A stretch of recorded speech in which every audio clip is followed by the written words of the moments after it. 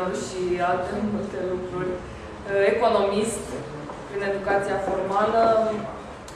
Valentin Oanțu este un om care spune: tu ești o minune de o complexitate fantastică. Tu ești unic. El e Valentin Oanțu.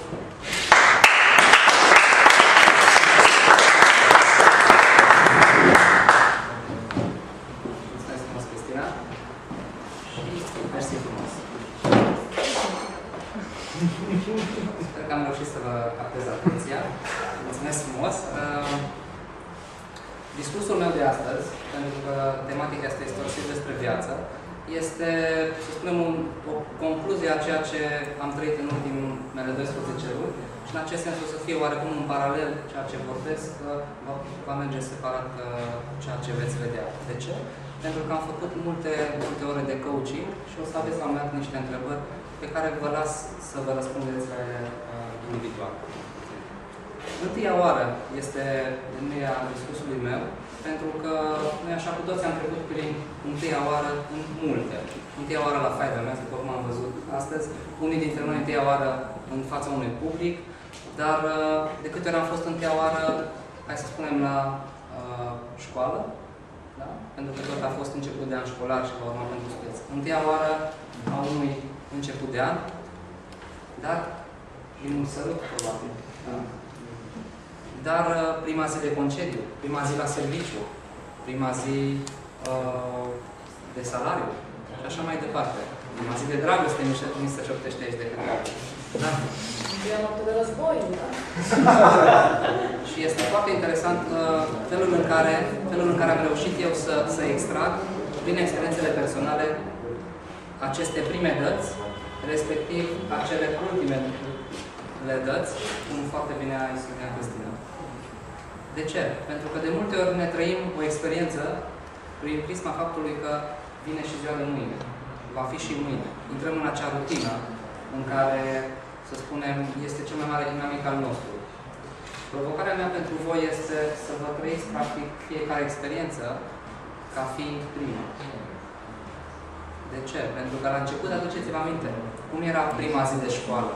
Cum e pentru cei care sunt părinți prima dată când îți ții copilul în brațe? Cum este prima zi în momentul în care ți-ai luat salariul? Ești plin entuziasm. Te bucuri. Acel entuziasm poți să-l duci cu tine mai departe și la următoarele experiențe și să te poți bucura. Cum este însă în momentul în care se termină o relație personală, de serviciu și așa mai departe? De obicei rămânem cu o listă, to-do list-ul, nebifat. Și în momentul în care peste o zi, 2 săptămână, dăm peste acel to-do list, ne dăm seama că ne-am fi dorit foarte mult să-l facem, să-l bifăm până în capăt, însă noi deja nu mai suntem în acel loc sau cu acei oameni, în acele experiențe. Și atunci vin regretele în urmă. De aceea este foarte important să trăim acele experiențe în prisma faptului că fiecare zi o luăm de la capăt, fiecare zi este prima, dar în același timp să ne gândim că poate să fie ultima. Acum vor urma câteva întrebări pe spatele meu referitor la primele voastre experiențe pe care să o puteți între timp gândi. Eu anul acesta am decis să-mi urmez pasiune. Și a fost o primă zi și o ultimă zi foarte interesantă.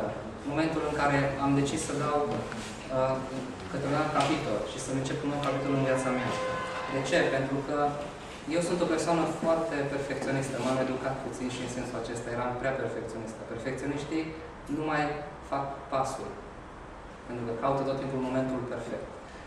La fel eram și eu. Eram într-un job și îmi ziceam, o să-mi dau demisia în momentul în care e cadrul perfect.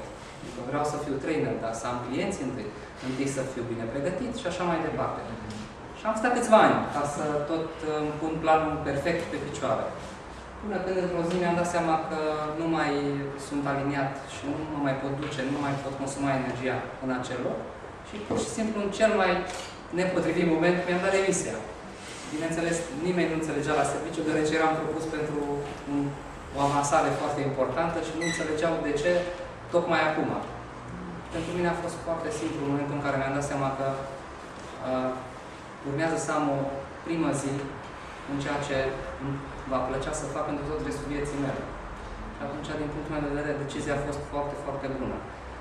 Important a fost ca mai departe să-mi păstrez acel entuziasm, pentru că recunosc, prima zi nu a fost exact așa perfectă cum mi-aș fi dorit-o. Însă doar dacă faci acel pas, vei afla mai departe ce se află acolo. Eu vă mulțumesc foarte frumos pentru timpul acordat și nu uitați să trăiți fiecare experiență cu entuziasmul primei experiențe. Vă mulțumesc!